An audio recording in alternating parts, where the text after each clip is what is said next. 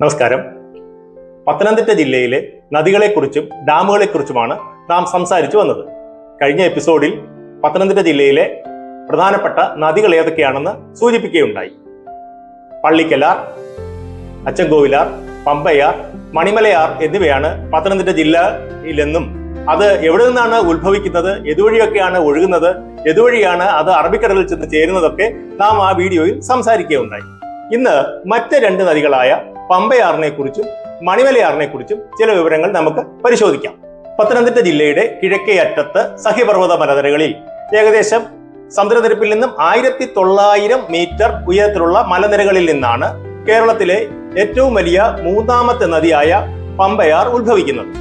176 kilometre നീളവും 2235 ചതുരശ്ര kilometre വൃഷ്ടിപ്രദേശവുമുള്ള പമ്പയാറിന്റെ പ്രധാന പോഷക നദികൾ കക്കിയാർ, അഴുതയാർ, കക്കാട്ടാർ, കല്ലാർ എന്നിവയാണ്. ഈ പോഷക നദികൾ ഓരോന്നും പമ്പയുമായി എവിടെയാണ് സംയോഗിക്കുന്നത് എന്ന് നമുക്ക് നോക്കാം. എല്ലാ പുഴകളെയും പോലെ തന്നെ ധാരാളം ചെറു അരുവികൾ ചേർന്നാണ് പമ്പയാറിന്റെ തുടക്കത്തിൽ ഒഴുകുന്നത്.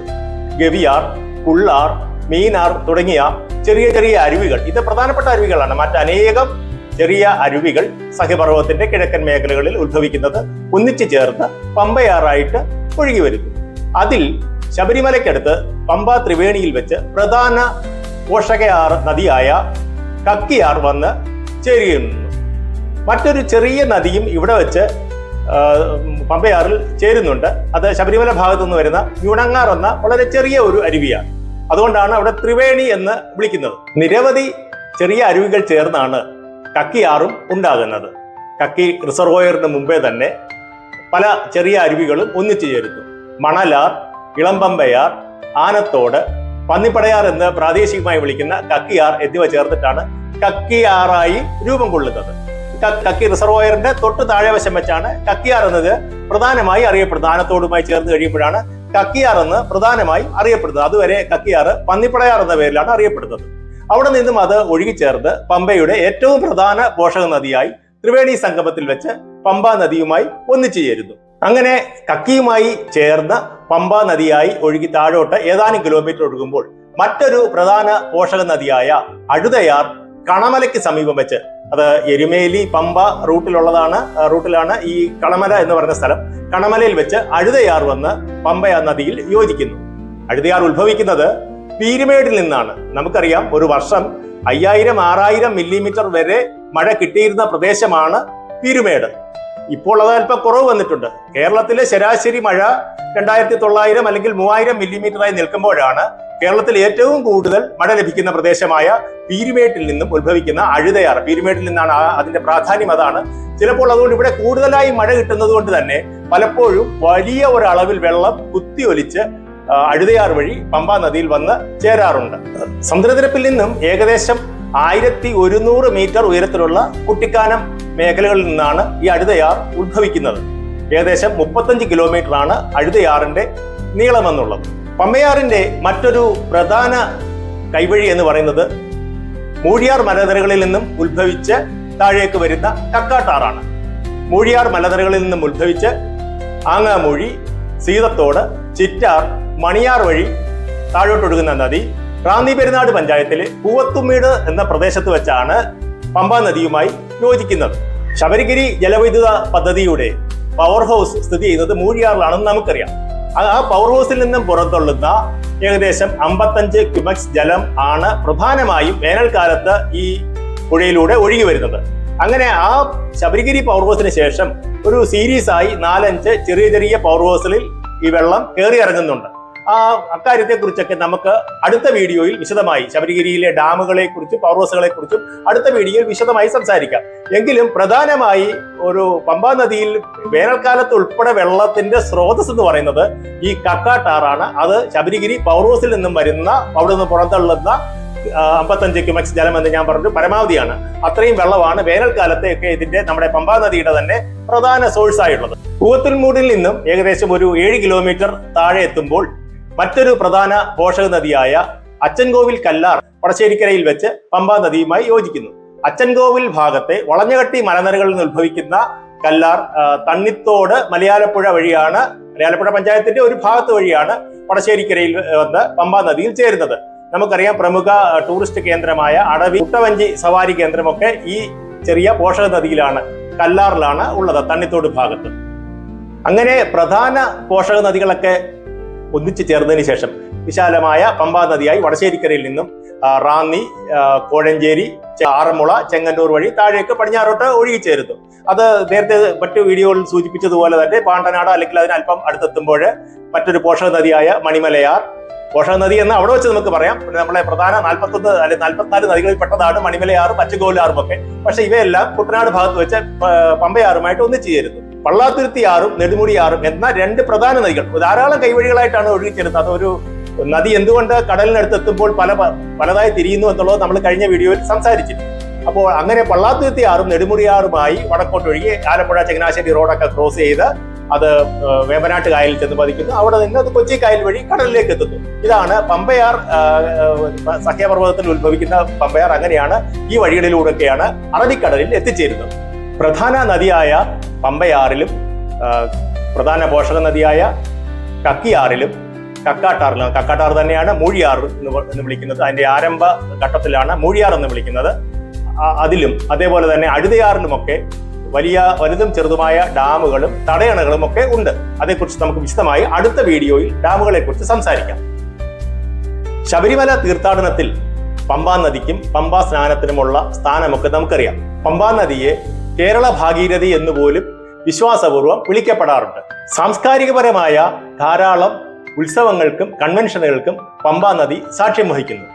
ആറന്മുള വള്ളംകളി ഉൾപ്പെടെ നിരവധി വള്ളംകളികളും അതേപോലെ തന്നെ മാരാമൺ ക്രിസ്തുമത കൺവെൻഷൻ, ചെറുകോൽപ്പുഴ ഹിന്ദുമത കൺവെൻഷൻ, മാടമൺ ശ്രീനാരായണ കൺവെൻഷൻ തുടങ്ങിയ ധാരാളം കൺവെൻഷനുകളും ധാരാളം വള്ളംകളികളും ഒക്കെ ഈ നദിയിൽ നടക്കാറുണ്ട്.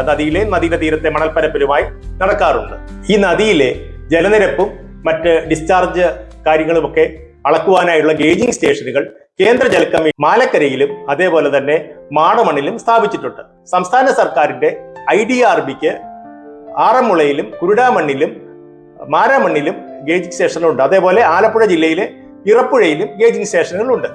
കഴിഞ്ഞ വീഡിയോയിൽ സൂചിപ്പിച്ചതുപോലെ തന്നെ ഈ ഗേജിംഗ് സ്റ്റേഷനുകളിൽ അളക്കുന്ന ജലനിരപ്പ് അത് തലേ ദിവസത്തേക്കാളും കൂടുന്നോ കുറയുന്നോ, അതിന്റെ ട്രെൻഡ് എങ്ങനെയാണെന്നുള്ള കാര്യങ്ങളൊക്കെ നേരത്തെ പറഞ്ഞ പത്തനംതിട്ട കളക്ടറേറ്റിൽ നിന്നും വെബ്സൈറ്റ് വഴി പൊതുജനങ്ങളെ അറിയിക്കാറുണ്ട്. പത്തനംതിട്ട ജില്ലയിലെ പ്രധാനപ്പെട്ട 4 നദികളിൽ ഏറ്റവും വലിയ നദിയായ പമ്പാ നദിയിലും നിരവധി പ്രധാനപ്പെട്ട പാലങ്ങളുണ്ട്. നമുക്കറിയാം ഏറ്റവും അങ്ങേയറ്റം ത്രിവേണി സംഗമം മുതൽ പമ്പ മുതൽ താഴോട്ട് ഏകദേശം 20ഓളം സ്ഥലങ്ങളിൽ, കുട്ടനാട് എത്തുന്നതിന് മുമ്പ് 20ഓളം സ്ഥലങ്ങളിൽ പ്രധാനപ്പെട്ട റോഡുകളിൽ പ്രധാനപ്പെട്ട പാലങ്ങളുണ്ട്. പാലങ്ങളൊക്കെ നമുക്കൊരു അതേക്കുറിച്ചൊരു ധാരണ ഉണ്ടായിരിക്കുന്നത് എപ്പോഴും നല്ലതാണ്. പാലങ്ങളും അതേപോലെ തന്നെ ചെറിയ കോസ്വേകളുമുണ്ട്. ഈ പാലങ്ങളും കോസ്വേകളും തമ്മിലുള്ള വ്യത്യാസം എന്താണെന്ന് നമുക്ക് പറയാം. കോസ്വേകളില് മഴക്കാലത്ത്, വലിയ പ്രളയകാലത്ത് അതിന്റെ മുകളിലൂടി വെള്ളം ഒഴുകി പോകത്തക്ക രീതിയിലാണ് ഡിസൈൻ ചെയ്തിരിക്കുന്നത്. എന്നാൽ പാലത്തിൽ ഒരിക്കലും പാലത്തിന്റെ മുകളിൽ കൂടി വലിയ നൂറ്റാണ്ടിലെ പ്രളയം ഒന്നും അല്ലാത്ത കാലഘട്ടങ്ങളിൽ ഒഴുകാൻ പാടില്ല. പാലത്തിന് മുകളിലൂടി വെള്ളം ഒഴുകത്തക്ക രീതിയിലല്ല പാലം ഡിസൈൻ ചെയ്യുന്നത്. എന്നാൽ കോസ്വേകളിൽ വലിയ മഴക്കാലത്ത് അതിന്റെ മുകളിലൂടെ വെള്ളം ഒഴുകുമ്പോൾ മഴയില്ലാത്തപ്പോൾ താഴെ കൂടെ, അപ്പോൾ വേനൽക്കാലത്ത് മാത്രമേ അല്ലെങ്കിൽ മഴയില്ലാത്ത കാലത്ത് മാത്രമേ ഒരു കോസ്വേയിൽ കൂടി അപകടം അല്ലാത്ത രീതിയിൽ യാത്ര ചെയ്യാൻ പാടുള്ളൂ. പത്തനംതിട്ട ജില്ലയിൽ തന്നെ ഏഞ്ചൽ വാലി, അറയാഞ്ചിലിമൺ, അതേപോലെ തന്നെ കുറുമ്പൻ മൂഴി, മുക്കം എന്നീ സ്ഥലങ്ങളിൽ പമ്പയാറിന് കുറുകെ പ്രധാനപ്പെട്ട കോസ്വേകളുണ്ട്. പ്രധാനപ്പെട്ട പാലങ്ങൾ ഞാൻ പറഞ്ഞു. ആദ്യത്തെ പാലം ത്രിവേണിയിലുള്ള പമ്പയിലുള്ള പാലം എന്ന് പറഞ്ഞു. അതിനുശേഷം കണമല പാലം, അത്തിക്കയം പാലം, ബംഗ്ലാങ്കടവ് പാലം, റാന്നി പാലം, പേരൂർ ചാൽ, വാഴക്കുന്നം അക്വഡേറ്റ് പാലം, അക്വഡേറ്റ് ചെറുകോൽപ്പുഴ, കോഴഞ്ചേരി, ആഞ്ചിലിമുട്ടിൽ കടവ്, ആറാട്ടുപുഴ പാലം, പുത്തൻകാവ്, മിത്രപ്പുഴ കടവ്, കല്ലിശ്ശേരി, മിത്രപടം പാലം, ഉപദേശിക്കടവ് പാലം, പരുമള പാലം, വിയ്യപുരം പാലം. ഇത് കുട്ടനാടിന് മുമ്പിലുള്ള അല്ലെങ്കിൽ അപ്പർ കുട്ടനാട്ടിലുള്ള പാലങ്ങളാണ്. പിന്നീട് നമുക്കറിയാം പള്ളാത്തുരുത്തിയിലും നെടുമുടിയിലും ഒക്കെ വലിയ പാലങ്ങൾ, ഇപ്പോൾ ആ റോഡിന്റെ വികസനവുമായി ബന്ധപ്പെട്ട പഴയ പാലങ്ങൾ, ഒരു വലിയ 4 വരി പാതയിലൊക്കെ വലിയ പാലങ്ങൾ അവിടെ നിർമ്മിക്കപ്പെട്ടുകൊണ്ടിരിക്കുകയാണ്. പക്ഷേ കുട്ടനാട്ടിൽ ഇതിന്റെ പോഷക നദിയിലുള്ള പാലങ്ങളൊന്നും ഞാൻ പറയുന്നില്ല, അത്ര വിശദമായിട്ട് പോകുന്നില്ല. അപ്പൊ ഈ റോഡുകളിലെ ഈ പ്രധാനപ്പെട്ട പാലങ്ങളൊക്കെ പമ്പയാറിന്റെ കുറുകെ സ്ഥിതി ചെയ്യുന്നതാണ്. പത്തനംതിട്ട ജില്ലയിലെ 4ാമത്തെ നദി, ജില്ലയിലെ ഏറ്റവും വടക്ക് അറ്റത്തെ ഭാഗത്തോട് ഒഴുകുന്ന മണിമലയാറാണ്. മുണ്ടക്കയത്തിനടുത്ത് ഇടുക്കി ജില്ലയുടെ പടിഞ്ഞാറ് തെക്ക് ഉള്ള മലനിരകളിൽ നിന്നും വാഗമണിന്റെ ഒക്കെ തെക്കൻ ചരിവുകളിൽ നിന്നും 760 മീറ്റർ സമുദ്രനിരപ്പിൽ നിന്നും ഏകദേശം 760 മീറ്റർ ഉയരത്തിലുള്ള മലനിരകളിൽ നിന്നാണ് മണിമലയാർ ഉദ്ഭവിക്കുന്നത്. അങ്ങനെ ഇടുക്കി ജില്ലയുടെ തെക്ക് പടിഞ്ഞാറൻ മൂലയിൽ അവിടെ നിന്നും തുടക്കം കുറിച്ച് ഈ നദി മുണ്ടക്കയത്ത് കോട്ടയം ജില്ലയിൽ പ്രവേശിക്കുന്നു. അവിടെ നിന്നും എരുമേലി മണിമല വഴി പത്തനംതിട്ട ജില്ലയിലെ കുളത്തൂർ മൂഴി ഭാഗത്തുകൂടി പത്തനംതിട്ട ജില്ലയിൽ പ്രവേശിച്ച് അവിടെ നിന്നും മല്ലപ്പള്ളി കല്ലൂപ്പാറ വഴി തിരുവല്ല വഴി പടിഞ്ഞാറോട്ട് ഒഴുകുന്നു. വീണ്ടും ആലപ്പുഴ ജില്ലയിലേക്ക് പ്രവേശിക്കുകയാണ്. ആലപ്പുഴ ജില്ലയിൽ ചെന്ന് എത്തിക്കഴിയുമ്പോൾ നമുക്കറിയാം, ഞാൻ നേരത്തെ പറഞ്ഞിരുന്നു, പമ്പയാറുമായി യോജിച്ച് ഒന്നായി ചേരുകയും പലതായി പിരിയുകയും ഒക്കെ ചെയ്യും.